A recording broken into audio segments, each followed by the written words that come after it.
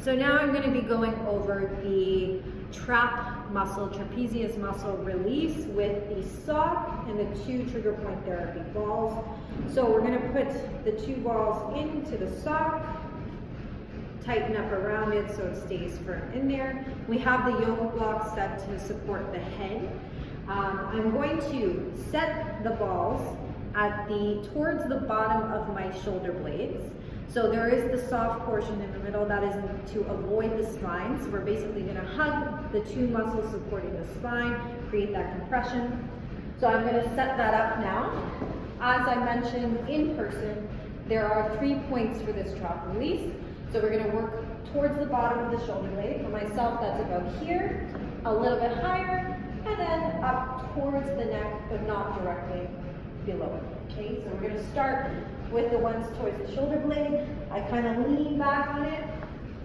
I'm going to make sure my head is really comfortably on that block here.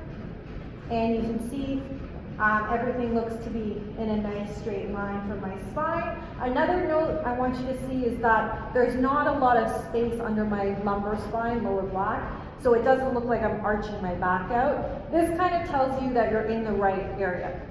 Regarding the first section for placement of the balls. So once we're here, this is the pattern we're going to work with. We're going to either hug our shoulder blades or grab our elbows, and we're going to rotate just a little bit in the left direction. So the head rotates, the arms, the little bit of the spine, and we rotate again to the right direction. So as you rotate, you're already feeling some measure of discomfort on that lower trapezius muscle. That's normal.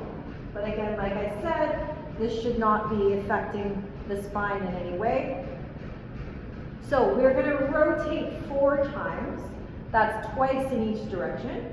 After that, we're going to do the regression upward motion. So there's 2 ways to do it. Hands down, slowly up.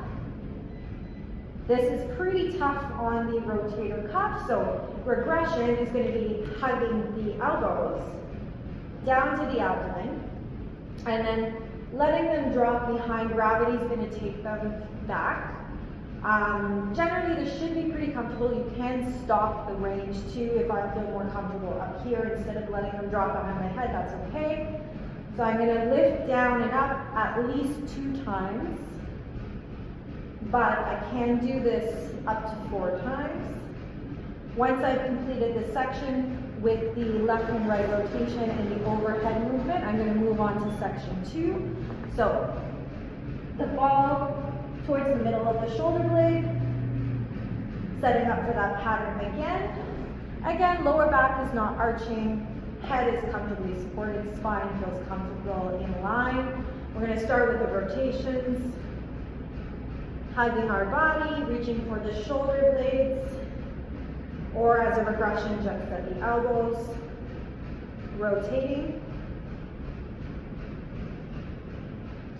Once I've completed my 4 rotations, it's time to extend overhead, just like that, nice and slow. And back down to the abdomen, overhead again, back down to the abdomen.